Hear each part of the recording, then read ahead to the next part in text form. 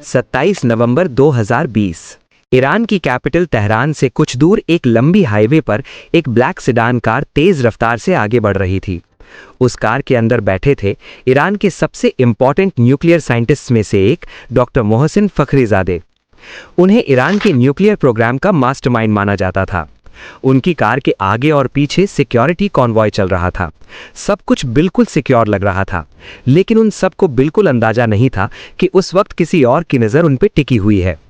Israel की intelligence agency Mossad काफ़ी time से ईरान के न्यूक्लियर प्रोग्राम को सीक्रेटली ट्रैक कर रही थी, और मोसाद को एक इन्फॉर्मेशन मिली कि ईरान के कुछ top scientists secretly nuclear bomb बनाने की रिसर्च कर रहे थे। अगर ईरान न्यूक्लियर बॉम्ब बना लेता तो मिडिल ईस्ट का पावर बैलेंस हमेशा के लिए बदल सकता था। ईरान के न्यूक्लियर प्रोग्राम को रोकना है तो उसके मास्टरमाइंड्स को ही टारगेट करना पड़ेगा। 27 नवंबर 2020 जब फखरीजादे की कार हाईवे पर से गुजर रही थी तो अचानक कुछ ऐसा हुआ जिसके लिए कोई भी प्रिपेयर्ड नहीं था। अचानक गोलियों की आवाज गूंज उठी। सिक्योरिटी कॉन्वॉय तुरंत अलर्ट हो गया। बॉडीगार्ड्स ने तुरंत एरिया स्कैन करना शुरू किया, लेकिन सबसे शॉकिंग बात यह थी वहां कोई अटैकर नजर ही नहीं आ रहा था। अटैक एक remote controlled machine gun system से किया गया था। ये गन एक व्हीकल में हिडन थी और एआई टारगेटिंग सिस्टम और सैटेलाइट कनेक्शन से ऑपरेट हो रही थी। कुछ ही सेकंड्स में ईरान के सबसे इंपॉर्टेंट न्यूक्लियर साइंटिस्ट की डेथ हो चुकी थी। लेकिन ये सिर्फ शुरुआत थी। इससे पहले और बाद में भी ईरान के कई न्यूक्लियर साइंटिस्ट मिस्टीरियस अटैक्स में मारे गए। उनमें शामिल थे मसूद अली मोहम्मदी, मजीद शहरियारी, दारियुश रिजाई नेजाद और मुस्तफ़ा अहमदी रोशन। इन सब ऑपरेशंस का टारगेट एक ही था, ईरान का न्यूक्लियर प्रोग्राम, क्योंकि ईरान यूरेनियम को 60% एनरिचमेंट तक पहुंचा चुका था। अगर इस यूरेनियम को और रिफाइन किया जाए तो थ्योरेटिकली 10 न्यूक्लियर बॉम्ब्स तक बन सकते हैं।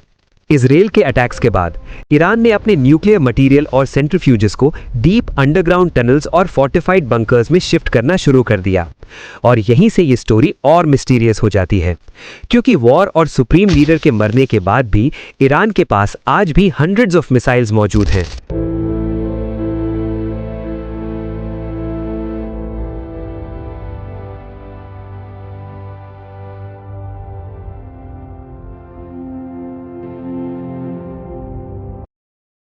लेकिन इंटरेस्टिंग बात यह है, उनमें से कई पावरफुल मिसाइल्स अभी तक वॉर में यूज ही नहीं किए गए। तो क्या ईरान किसी बड़े मूव की प्लानिंग कर रहा है? और 2026 में सुप्रीम लीडर की डेथ के बाद ईरान की नेक्स्ट स्ट्रैटेजी क्या होगी? क्या ईरान न्यूक्लियर वेपन बनाने की तरफ बढ़ेगा?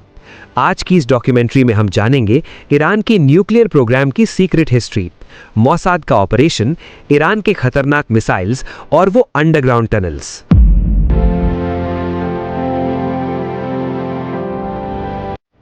ईरान अपने न्यूक्लियर प्रोग्राम को बहुत तेजी से आगे बढ़ा रहा था, और सबसे बड़ा सवाल यह था, क्या ईरान न्यूक्लियर बॉम्ब बनाने की तैयारी कर रहा है? ईरान ने यूरेनियम एनरिचमेंट पर बहुत ज्यादा काम करना शुरू कर दिया था। अब यहां एक इंपॉर्टेंट सवाल आता है, यूरेनियम एनरिचमेंट होता क्या है? सिंपल लैंग्वेज में समझे तो natural uranium directly nuclear bomb में यूज नहीं हो सकता। उसको एक स्पेशल प्रोसेस से और पावरफुल बनाया जाता है, जिसे एनरिचमेंट कहते हैं। नॉर्मल न्यूक्लियर पावर प्लांट के लिए यूरेनियम को सिर्फ 3 to 5% तक एनरिच किया जाता है, लेकिन न्यूक्लियर बॉम्ब बनाने के लिए यूरेनियम को 90% तक एनरिच करना पड़ता है। ईरान यूरेनियम को 60% एनरिचमेंट तक पहुंचा चुका था। इसी वजह से इजराइल और वेस्टर्न कंट्रीज टेंशन में आ गए थे, क्योंकि अगर ईरान न्यूक्लियर बॉम्ब बना लेता तो मिडिल ईस्ट का पावर बैलेंस पूरी तरह बदल सकता था। अब सवाल यह है, इजराइल को यह सब पता कैसे चला? इसका जवाब है इजराइल की world famous intelligence agency Mossad. Mossad का काम है इजराइल के दुश्मनों पर सीक्रेटली नजर रखना, और ईरान का न्यूक्लियर प्रोग्राम उनका सबसे बड़ा टारगेट बन चुका था। मोसाद ने ईरान के न्यूक्लियर प्रोग्राम को ट्रैक करने के लिए कई तरीके यूज किए। सबसे पहला तरीका था satellite surveillance. High resolution satellite से ईरान के न्यूक्लियर फैसिलिटीज को मॉनिटर किया जा रहा था। नटांज और फोडो जैसे न्यूक्लियर प्लांट्स की एक्टिविटी पर कॉन्स्टेंटली नजर रखी जा रही थी। दूसरा तरीका था साइबर इंटेलिजेंस। इजराइल के हैकर्स और साइबर एक्सपर्ट्स ईरान के न्यूक्लियर नेटवर्क में घुसने की कोशिश कर रहे थे। और तीसरा तरीका था ह्यूमन इंटेलिजेंस, यानी ईरान के अंदर ही कुछ लोग सीक्रेटली मोसाद को इन्फॉर्मेशन दे रहे थे कि ईरान का न्यूक्लियर प्रोग्राम सिर्फ एनर्जी के लिए नहीं बल्कि न्यूक्लियर वेपन डेवलपमेंट के लिए भी यूज हो सकता है। इस डिस्कवरी के बाद इजराइल की गवर्नमेंट ने एक बड़ा डिसीजन लिया। अगर ईरान के न्यूक्लियर प्रोग्राम को रोकना है तो सिर्फ फैसिलिटीज को डिस्ट्रॉय करना काफी नहीं होगा, प्रोग्राम के मास्टरमाइंड्स को ही टारगेट करना पड़ेगा। और यहीं से शुरू हुआ एक सीक्रेट मिशन का गोल था ईरान के न्यूक्लियर साइंटिस्ट्स को एलिमिनेट करना। सबसे फेमस इंसिडेंट हुआ डॉक्टर मोहसिन फखरीजादे के साथ। उन्हें ईरान के न्यूक्लियर प्रोग्राम का मेन आर्किटेक्ट माना जाता था। 27 नवंबर 2020 को फखरीजादे को ऑटोमेटिक मशीन गन से मार दिया गया, जो एआई टारगेटिंग सिस्टम और सैटेलाइट कनेक्शन से ऑपरेट हो रही थी। कुछ ही सेकंड्स में ईरान के सबसे इंपॉर्टेंट न्यूक्लियर साइंटिस्ट की डेथ हो चुकी थी। इस ऑपरेशन ने पूरी दुनिया को शॉक कर दिया। Iran's Revolutionary Guard says a remote-controlled weapon was used in last week's assassination of... लेकिन ये मोसाद का पहला ऑपरेशन नहीं था। इससे पहले भी ईरान के कई न्यूक्लियर साइंटिस्ट्स मिस्टीरियस अटैक्स में मारे गए थे। 2010 में फिजिसिस्ट मसूद अली मोहम्मदी को बॉम्ब ब्लास्ट में मारा गया। उसके बाद मजीद शहरियारी को कार बॉम्ब अटैक में टारगेट किया गया। 2011 में दारियुश रज़ाइनी जाद को तेहरान की स्ट्रीट पर गनमैन ने शूट कर दिया। और 2012 में मुस्तफ़ा अहमदी रोशन को भी कार बॉम्ब से असैसिनेट कर दिया गया।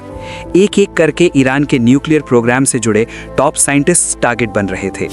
ऑफिशियली इजराइल ने कभी इन ऑपरेशंस की रिस्पॉन्सिबिलिटी एक्सेप्ट नहीं की, लेकिन पूरी दुनिया को पता है कि इन सब ऑपरेशंस के पीछे मोसाद का नेटवर्क था। इन असैसिनेशंस का गोल सिंपल था, ईरान के न्यूक्लियर प्रोग्राम को स्लो करना।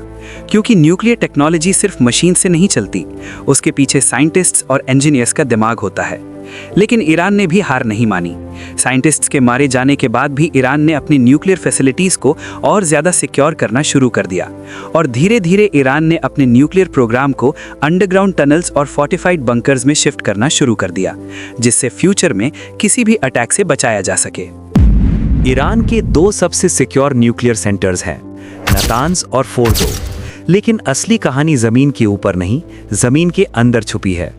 नातान्स का जो मेन एनरिचमेंट हॉल है वो लगभग 40 से 50 मीटर तक जमीन के नीचे बनाया गया है। लेकिन फोर्दो ये एक अलग लेवल का फोर्ट्रेस है। ये फैसिलिटी किसी नॉर्मल जगह पर नहीं बल्कि एक पहाड़ के अंदर बनाई गई है और लगभग 80 से 90 मीटर तक जमीन के नीचे छुपी हुई है। ये डेप्थ इतनी ज्यादा है कि नॉर्मल बॉम्ब्स या मिसाइल्स यहां तक पहुंच ही नहीं सकते।